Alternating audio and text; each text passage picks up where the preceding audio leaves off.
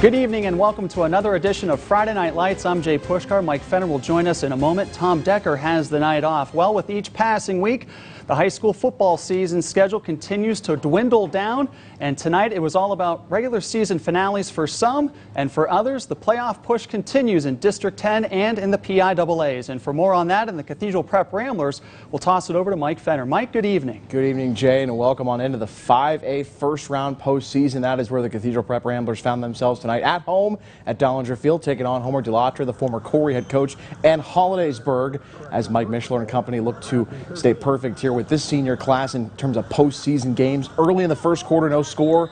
Drive stalls and Cole Constable.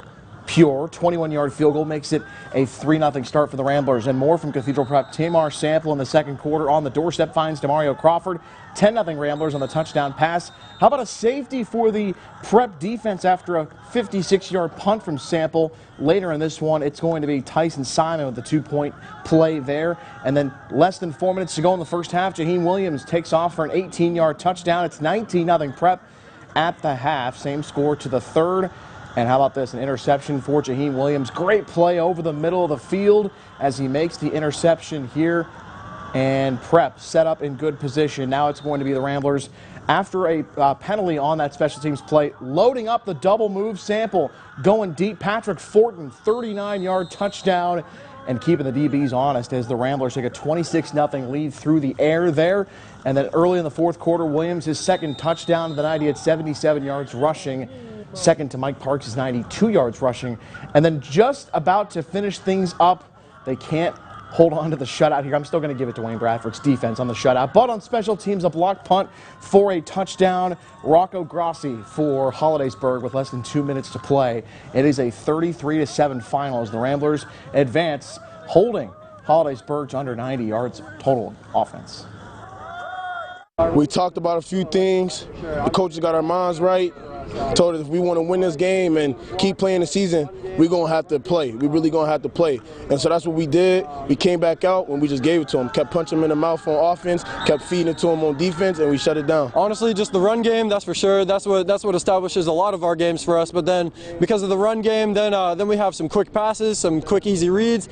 And then from there, we just fire on all cylinders, that's for sure. Yeah, I thought we mixed the ball up real well offensively. I thought the big thing was just being able to throw and complete passes. I mean, we caught balls tonight, so I just feel good for our receiving core and our receiving coaches because, we've been struggling in that area. On the Lewis Fitness and Performance scoreboard, PIAA 5A first round action, Cathedral Prep over Hollidaysburg, 33-7. The final for Tamar Sample, 13-21 passing, 128 yards, 2 TD passes with 1 INT and 63 yards rushing.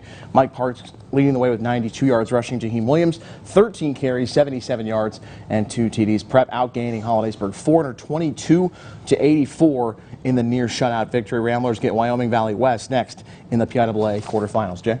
All right, thanks, Mike. A District 10 Class A championship on the line out in Eisenhower, where the unbeaten Knights hosting the unbeaten Reynolds Raiders. Opening half, Raiders would strike first as they were knocking on the door at the goal line. Cole Toy with the run sweep and gets into the end zone. He powers his way in. 7-0 Reynolds. More from the Raiders. Again, they go to Toy with the hard-earned rushing touchdown. Raiders leading 14-0. And then how about that defense for the visitors? It was dominant all evening long. Here they come up with a big-time sack. A lot of yardage lost on this play. And for the 5th time in school history, Reynolds wins the District 10 championship. They go on to shut out Eisenhower by the final of 27-0. Out at Fairview, regular season finale for the Tigers as they hosted Corey. And I talk about points galore in the first quarter alone. Opening drive for the Beavers, and it's Landon Weiss walking into the end zone. Point after failed, but it was 6-0 Corey. After an interception on the ensuing drive, Beavers capitalize. Weiss gets the pitch, turned the corner, stayed on his feet, finds the end zone again. 38 yards for the touchdown, 13-0 Beavers. Later in the first quarter, Corey at midfield. Nathan Lesher finds a wide open Sam Fisher, and he does the rest. Turning on the Jets, going 51 yards to Pater. Point after failed. Beavers still leading, though, 19-0. Fairview finally would get its offensive going.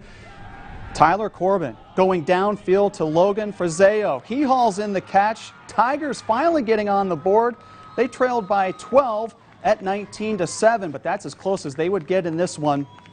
Corey ending the first quarter with an exclamation point. Weiss scoring on a 59-yard rushing touchdown.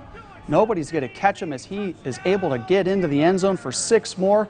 That made it 27-7 Corey. Beavers go on to win it by the final of 55-7.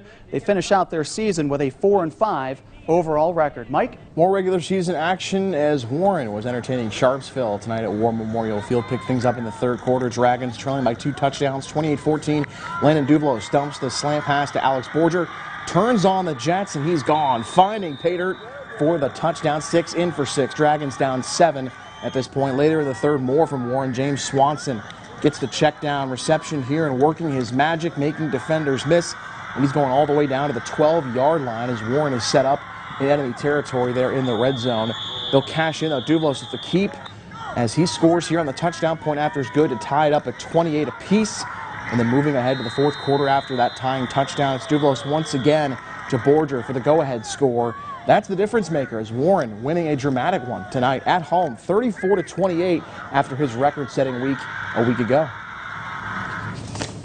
How about more action? Karnes City and Wilmington PWA Class 2A state playoffs as we head down to Mercer County.